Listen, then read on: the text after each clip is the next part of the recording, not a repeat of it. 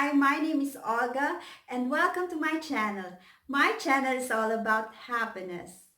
I created my channel because I wanted to share my experiences in creating happiness and I want to know what could make you happy.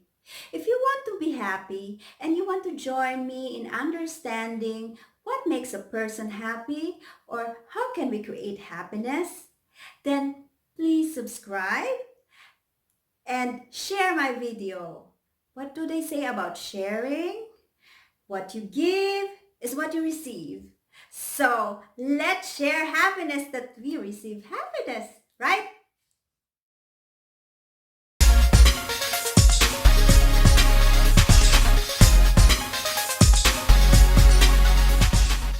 To my background, I come from the Philippines and I live here in Germany. I come from Zamboanga City. Katalan yung mga Zamboangueño, yung mga Zamboangueña. Suporta aquí de Zamboanga. That's Chavacano, our dialect in the Philippines. We have a lot of dialect in the Philippines and I speak Chavacano in Zamboanga. It has lots of Spanish words in it, but the grammar is in Filipino. Here in Germany, we have a different setup.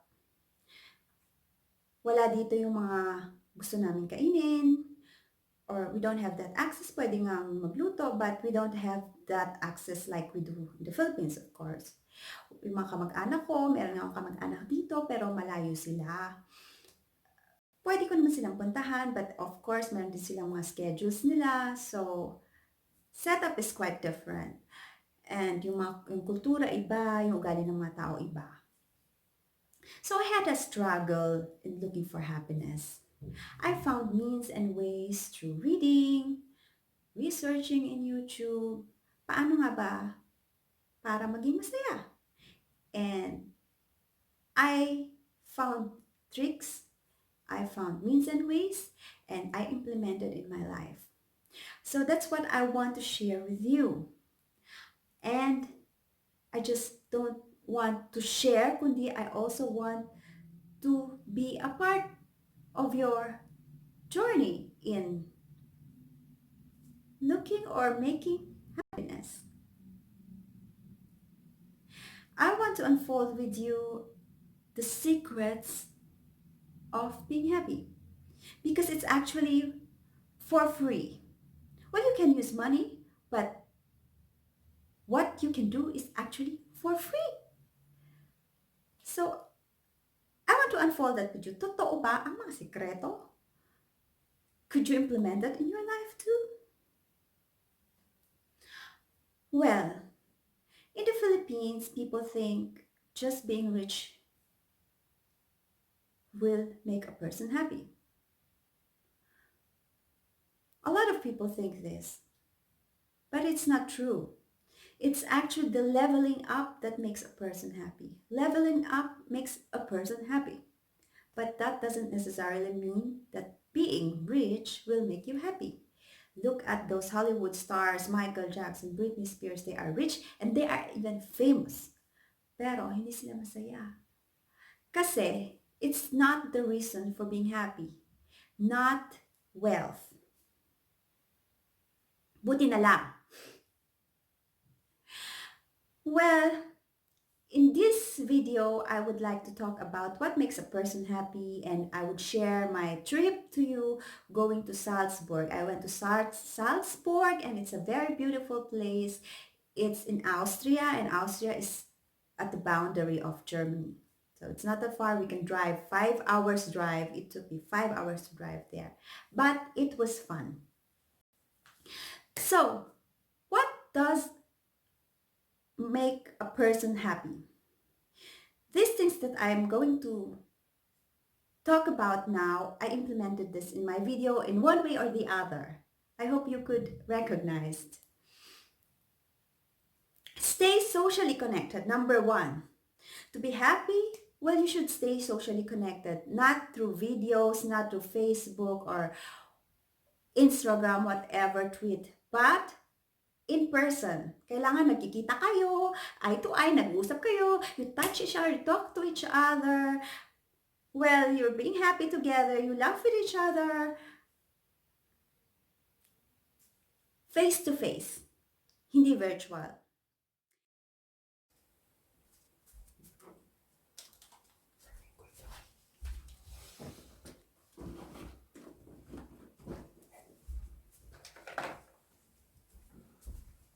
Si Olga, binibidyo ako. Sino pinapagandahan mo, Neri? Myself. Who else? Love yourself. Yes. Love yourself. Very important. Because you won't be able to love someone else if you don't love yourself. Naks. Very Ewan, bakit true. wala kang boyfriend? Because I love myself.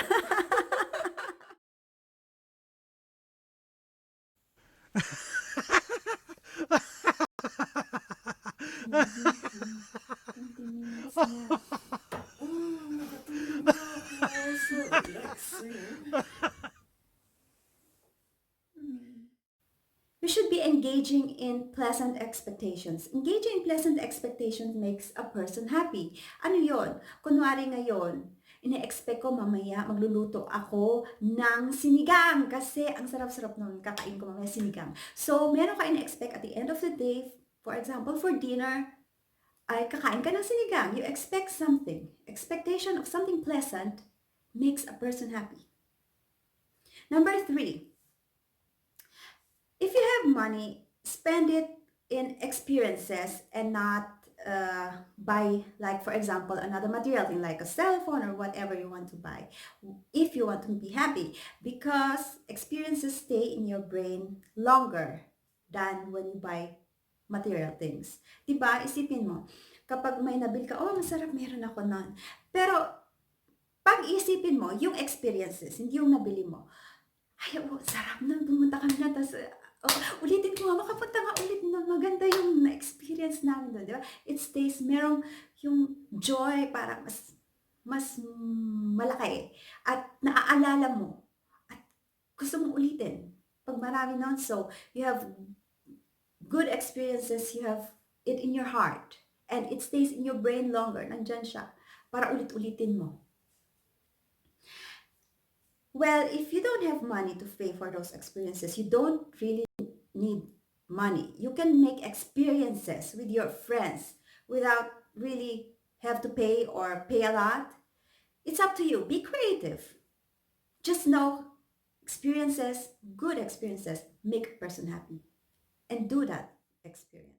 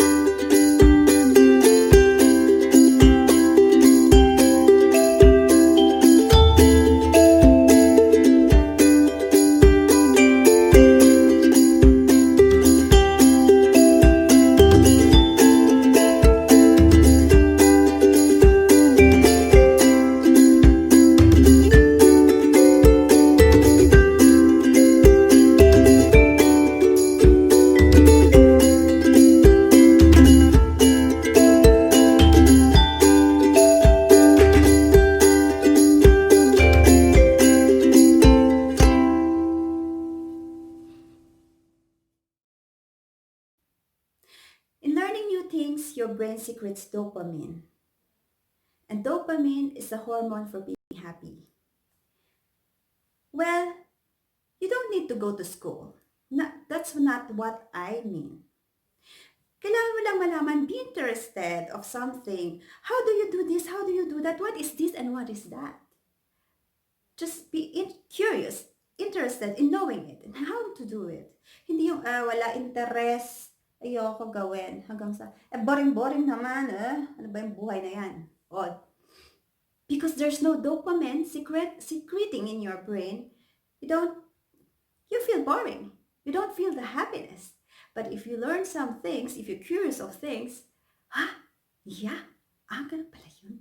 May nangyayari dun sa brain, which gives you a good feeling. When I was in Salzburg, I visited Mozart's house because I just wanted to know how he lived before, how his family was, how he was. And seeing and knowing how it was before just made me feel good. Another thing is accept flaws. Huwag mong isipin kung ano meron yung kapitbahay mo o kaibigan mo o sino man dyan o ano sila.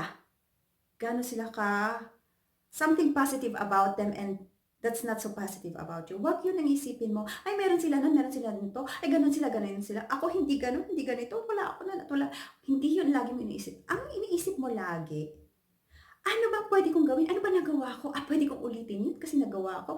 Gagawin ko yun ulit. Or ano pa bang pwede kong gawin? Ano bang mga opportunities ko? Ay, pwede ako nun. Meron ako nito. Pagdadahin ko yung ganito ko pa. Mas palalawakin ko yung ganito, ipag-iisip ko or yung kaalaman ko. Focus on yourself and what you can do and what your opportunities are. And yun yung palakihin mo. Yun yung pinafocus mo, palakihin mo ah, sa iyong mundo. Hindi yung kung ano wala ka at kung ano meron ng iba. Kasi it will not make you happy.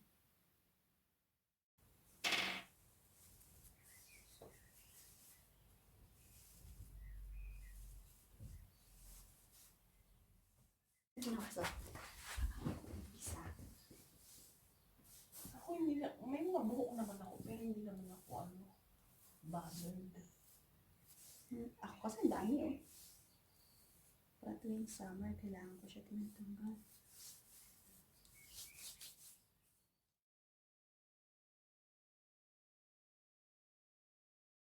Bye! That was my trip to Salzburg. Salzburg is a very beautiful place.